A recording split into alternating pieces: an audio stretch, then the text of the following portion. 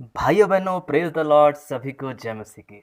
आशा करते हैं हम सबों का मैसेजेस और हम सबों की वीडियोस देखकर आप प्रभु में बहुत आयत से आनंदित हैं और बहुत आयत की जानकारियां और प्रभु का वचन में आगे बढ़ रहे हैं।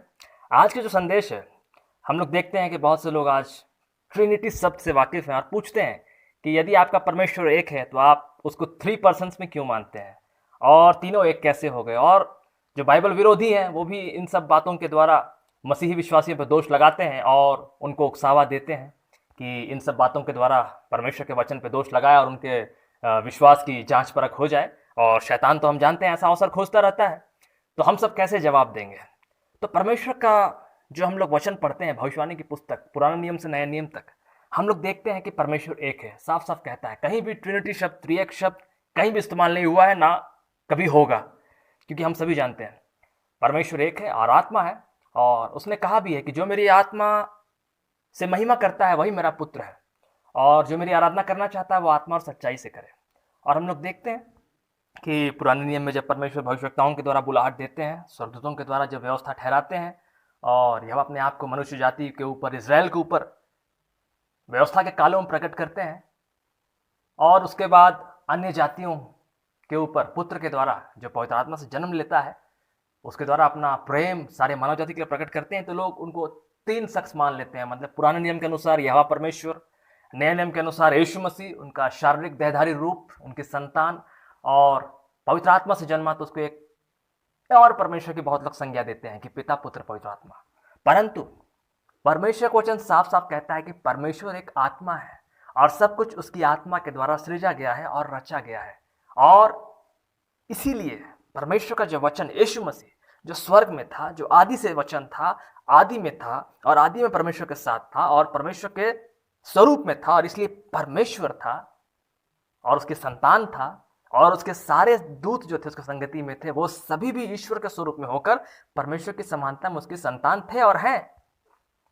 और वो सब भी प्रभु की आत्मा के प्रकाश के द्वारा बनाए गए हैं, जो प्रभु ने अपनी आत्मा से रचा है, पवित्र आत्मा से। और हम लोग देखते हैं पुराने नियम में परमेश्वर ने कहा भी है भजन संहिता में, जिनके पास परमेश्वर का वचन पहुंचा, मैंने उनसे कहा कि तुम ईश्वर हो, तुम मेरी संतान हो।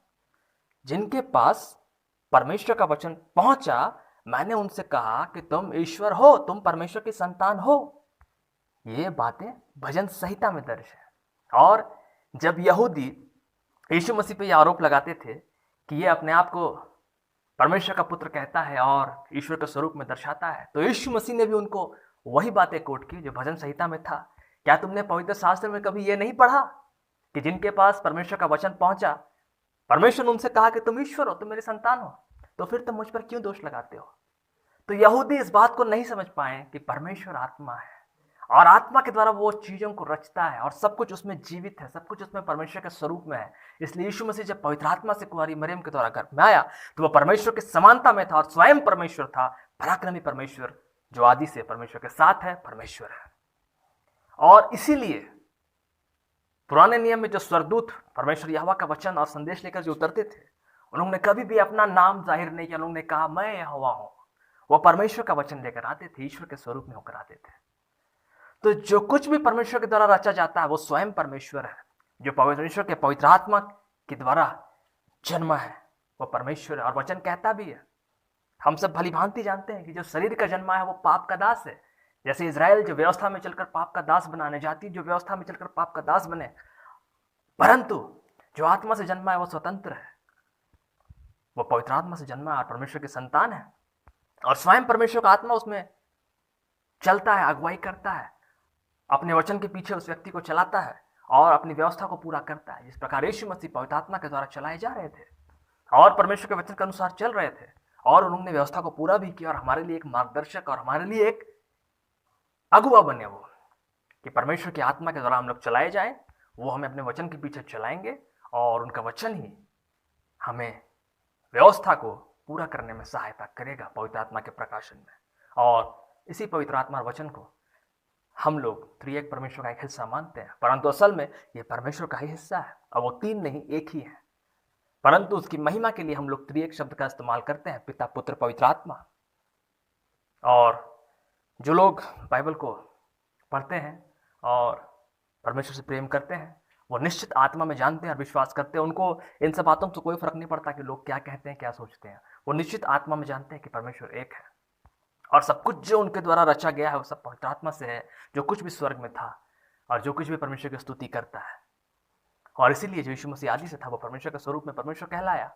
और क्योंकि परमेश्वर ने उनको चुना, उनको ठहराया, उनको राज्य दिया, सिंहासन दिया कि इसके द्वारा अपने आप को जगत के ऊपर प्रकट करे, इसलिए उसको प्राकृतिक परमेश्वर की संज्ञा दी गई और उसका राज्य को अनंत काल का दिया गया, क्योंकि वो परमेश्वर का राज्य है और परमेश्वर की तरफ से उसको राजा नियुक्त किया गया है। उसको याजक राजाओं का राजा, प्रभुओं का प्रभु बनाया गया है पवित्र आत्मा की ओर से। और स्वर्गदूतों से भी ऊंची महिमा दी गई है।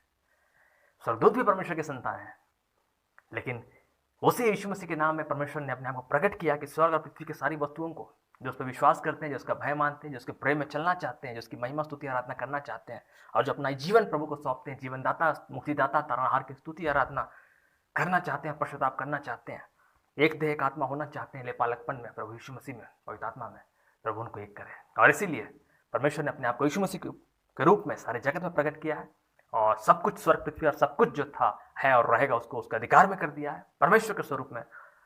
और आदि से उसको ठहराया कि उसी के द्वारा प्रभु अपने आराधना और महिमा को प्रकट करे। और पवित्र आत्मा के द्वारा प्रभु ने हर एक बातों को हम पर प्रकट किया है। इसीलिए त्रिएक परमेश्वर तीन नहीं, एक ही परमेश्वर है। हर एक सुनने वाला इस बात को अपने मन और हृदय की आंखों से विश्वास करे और देखे। और बाइबल की और भी दृष्टांतों वाली जानकारियां जो है, जो बातें हैं, जो गूढ़ रहस्य की जो बातें हैं, उसको आप थामे रहें, पकड़े रहें, वचन में आगे बढ़ते रहें, पवित्र आत्मा का प्रकाशन लेते रहें। क्योंकि अंत के दिनों में ठट्ठा करने वाले आएंगे, भरमाने आएंगे, बहुत से लोग कंफ्यूज करेंगे, दोष लगाएंगे और सताएंगे और बहुत से लोग भटक भी जाएंगे। इसलिए अपने मार्ग को पकड़े रहें, क्योंकि चौड़ा है वह मार्ग जो विनाश को पहुंचाता है, परंतु पतला है वह मार्ग, संकरा है वह मार्ग जो जीवन को पहुंचाता है। इसलिए त्रिएक परमेश्वर तीन नहीं, एक ही परमेश्वर है, यहोवा यीशु पवित्र आत्मा। आमीन।